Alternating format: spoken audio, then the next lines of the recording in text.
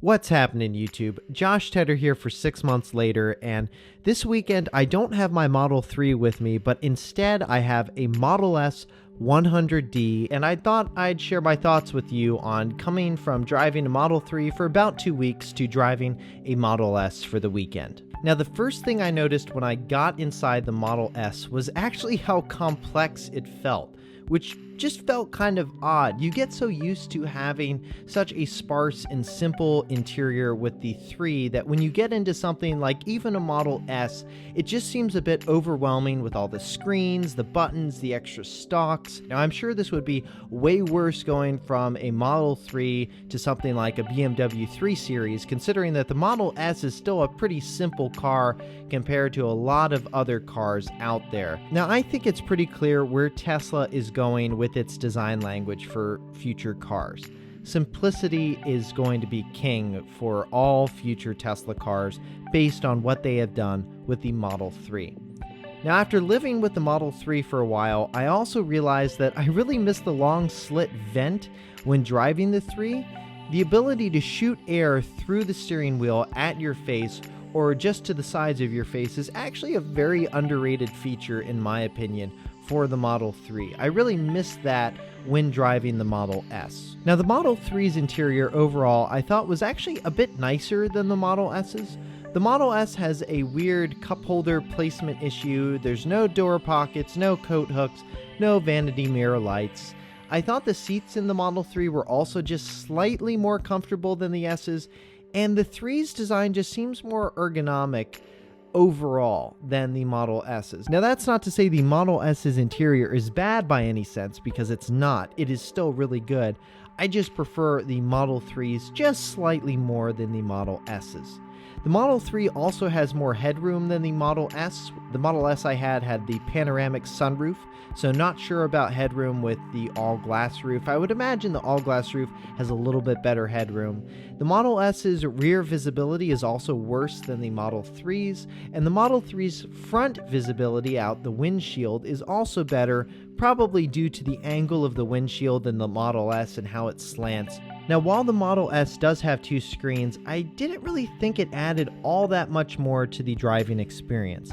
I did like how the navigation directions do show up on the screen behind the steering wheel, but other than that, I didn't really wish that the Model 3 had a secondary screen. It's probably because I've just become so used to having just the one screen experience. I didn't really think that having that additional screen added that much more to the overall driving experience. Now, the last thing about the Model S's interior I found a bit lacking was actually the sound system.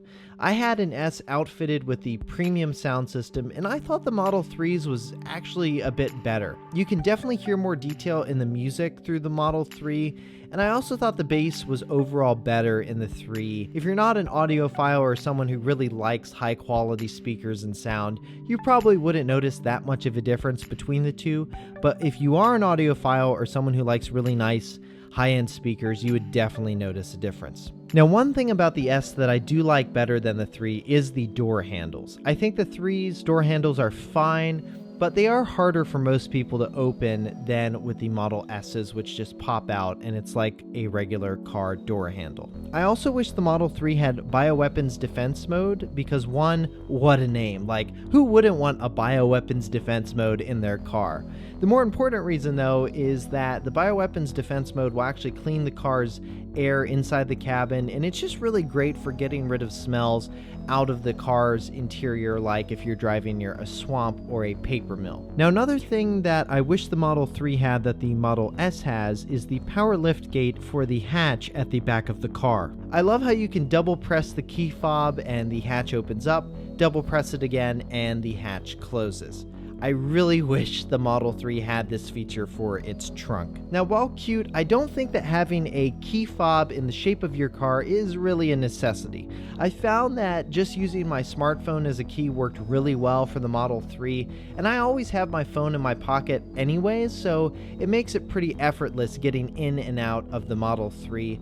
Now, the Model S drives very similar to the Model 3. It is bigger and it's a heavier car, so it doesn't feel as sporty as the 3, though the Model S's acceleration feels more gut-punchy.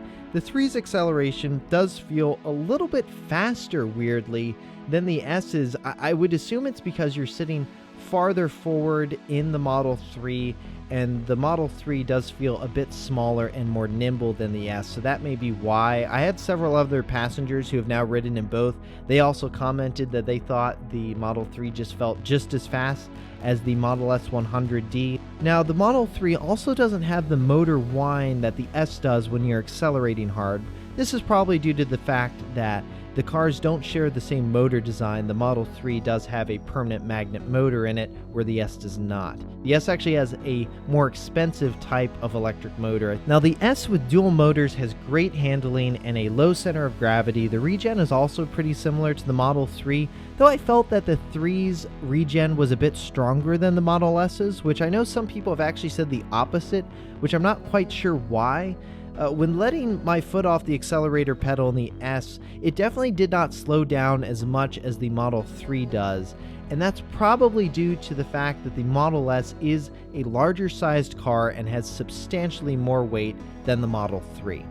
Now, another thing I really liked about the Model S was the air suspension. I can't really tell if I prefer it over the coil suspension on the Model 3, because I do actually like the sportier feel of that suspension, but at this point I'd be happy with either choice. I do think it's really cool that the Model S can lower itself when going faster to increase its aerodynamic efficiency, and it can also raise itself to not scrape the bottom of the car on a steep driveway, and then remember that location where it did that, so in the future when you go to that same driveway, it'll automatically raise itself again. Overall, I loved driving the Model S for the past few days. One thing that I found surprising was the Model S I have costs almost double what my Model 3 does. Now, I think it's pretty obvious that Tesla is not afraid to cannibalize Model S sales with how they designed the Model 3. The Model S is truly a great car. Don't get me wrong. I think anybody would be happy with owning one. But I don't think there's any doubt in my mind which one I'd go with, especially when you consider the cost of both cars and all of their options.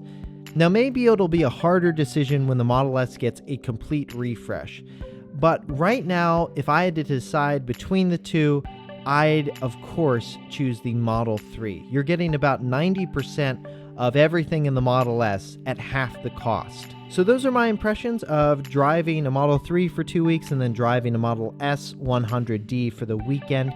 Thanks so much for watching this video. If you like this video, please make sure to give us a thumbs up and subscribe to the channel if you'd like to see more Tesla videos like this one. Until next time, I'm Josh Tedder for 6 Months Later.